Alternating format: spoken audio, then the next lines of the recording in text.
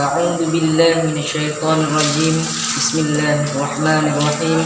Assalamualaikum warahmatullahi wabarakatuh. Innal hamdalillah nahmaduhu wa nasta'inuhu wa nastaghfiruh wa na'udzu billahi min syururi anfusina wa min sayyiati a'malina. May yahdihillahu fala mudilla lahu wa man yudlil fala hadiyalah. Alhamdulillahilladzi arsala rasulahu bil huda wa dinil haqq liyudhhirahu 'alad dini kulli wa kafa billahi syahida. Amma ba'du. Pertama, marilah kita bersyukur dan memuji hanya semata kepada Allah Subhanahu wa taala, yakni Tuhan yang telah memberikan kita berbagai macam nikmat. Allah memberikan kita nikmat yang begitu banyak, dan ada dua nikmat yang perlu kita pahami, yang perlu kita perhatikan, dan yang perlu kita manfaatkan dalam kehidupan kita sehari-hari. Yang tersebut di dalam sabda Rasulullah SAW, yakni nikmat sehat dan nikmat waktu luang. Dan dua nikmat inilah yang kebanyakan manusia lalai terhadapnya. Marilah kita bersyukur kepada Allah Subhanahu wa taala dengan syukur tingkatan tertinggi, yakni syukur tingkatan tertinggi yang ada dalam diri kita, yakni dengan melaksanakan sholat. Maka marilah kita jaga sholat kita dengan sebaik-baiknya. Salawat dan salam atas Nabi kita yang mulia, Nabi Muhammad SAW, yang telah berhasil membimbing umatnya daripada alam jahiliyah kepada alam Islamiyah, yang telah berhasil membimbing umatnya mengajarkan akhlak yang mulia seperti yang kita rasakan pada saat sekarang ini. Kaum muslimin sidang jamaah salat zuhur yang dirahmati Allah Subhanahu wa taala. Pada kesempatan yang mulia kali ini, saya akan menyampaikan sedikit kultum yang berjudul menghadapi godaan syaitan. Hadirin sidang jamaah salat zuhur yang dirahmati Allah Subhanahu wa taala. Pertama, tentu kita harus mengetahui bahwasannya setiap ibadah yang kita kerjakan itu pasti akan digoda oleh syaitan, agar kita tidak lakukan maksimal. Kalaupun kita kerjakan, maka berkurang pahalanya. Maka kita harus bisa melawan hal tersebut. Tidak boleh kita diamkan, tidak boleh kita biarkan.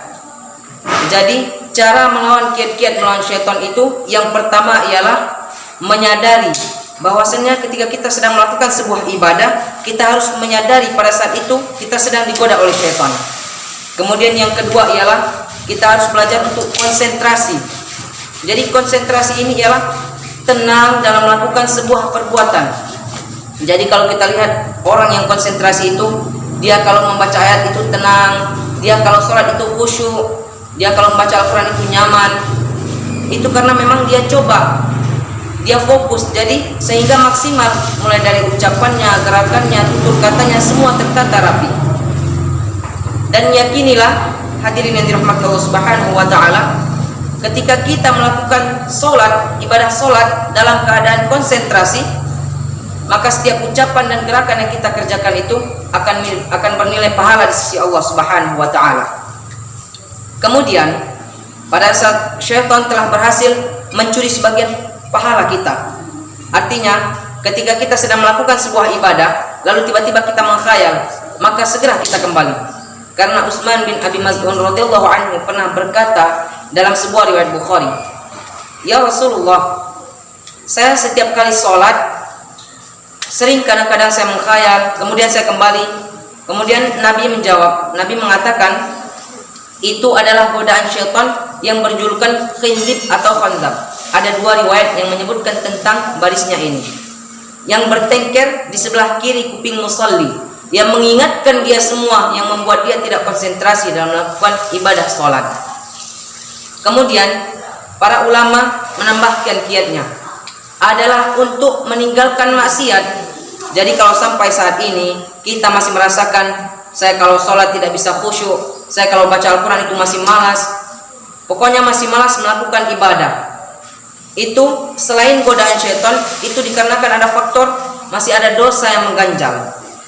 Jadi marilah kita coba untuk muhasabah, mengkoreksi diri. Kira-kira dosa apa yang kita kerjakan? Kita koreksi diri kita, kira-kira dosa apa yang kita kerjakan dalam 1 bulan atau tidak dalam 1 minggu. atau tidak dalam rutinitas kita sehari-hari mulai pagi sampai malam, kira-kira dosa apa yang kita kerjakan.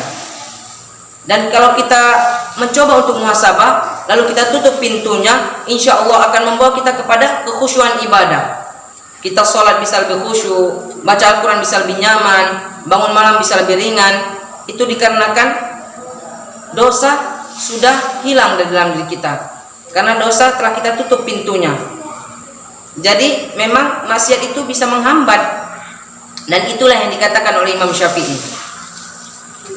Imam Syafi'i mengatakan, syaqautu ila waqi' suhifzi, saya mengeluhkan diri saya kepada waqi' tentang buruknya hafalanku. Fa arsyadani ila tarkil ma'asi, kemudian dia memerintahkan saya untuk meninggalkan maksiat. Kemudian Imam Syafi'i bingung, dosa apa yang saya perbuat? Kemudian dia coba untuk muhasabah.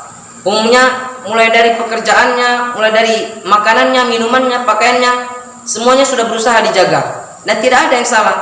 Kemudian pada suatu saat dia baru melihat bahwasannya ketika dia berjalan dari rumahnya menuju rumah Imam Waqi, dan di tengah perjalanan beliau melewati sebuah pasar, yang mana di pasar itu masih banyak perempuan-perempuan yang tidak pakai jilbab, masih ada kezaliman, masih ada transaksi-transaksi yang haram.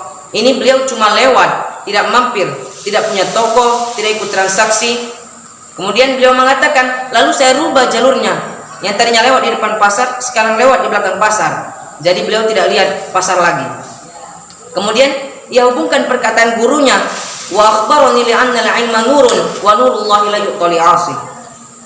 Kemudian dia memberitahukan kepada saya bahwasannya ilmu itu adalah cahaya dari Allah, dan cahaya Allah itu tidak dikasih, tidak diberikan, tidak didapatkan kepada orang yang bermaksiat. Kemudian Imam Syafi'i mengatakan, setelah saya rubah jalurnya, yang tadinya lewat dari depan pasar, kemudian sekarang lewat dari belakang pasar, maka saya temukan kalau saya buka kitab itu saya tutup halaman sebelahnya, karena kalau tidak sekilas saya akan hafal semuanya. Itu dikarenakan meninggalkan maksiat. Jadi faktor untuk mendapatkan kekhusyuan ibadah itu adalah selain godaan syaitan adalah dengan kita meninggalkan maksiat, menutup pintu dosa atau menutup pintu maksiat. Kemudian poin yang kedua ialah, marilah kita selalu mendoakan saudara-saudara kita dengan doa-doa yang mulia. Karena dalam satu hadis Rasulullah SAW pernah bersabda yang artinya, tidak ada seseorang yang mendoakan saudara muslimnya kecuali di atasnya ada malaikat yang mengatakan kepadanya, wala kamitsluhu wala kamitsluhu. Artinya ketika kita mendoakan saudara kita dengan doa-doa yang baik, misalnya ketika kita melihat orang bahagia lalu kita doakan, ya Allah tambahkan kebahagiaan mereka, maka malaikat mengatakan, kamu akan dapat yang sama, kamu akan dapat yang sama.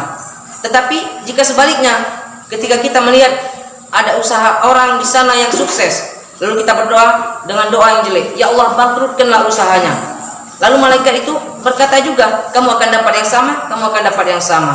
Maka marilah kita doakan saudara-saudara kita dengan doa-doa yang mulia, agar sebaliknya doa-doa tersebut kepada kita dijabah oleh Allah Subhanahu wa taala. Demikianlah kultum singkat yang dapat saya sampaikan. Mudah-mudahan bermanfaat bagi kita semua.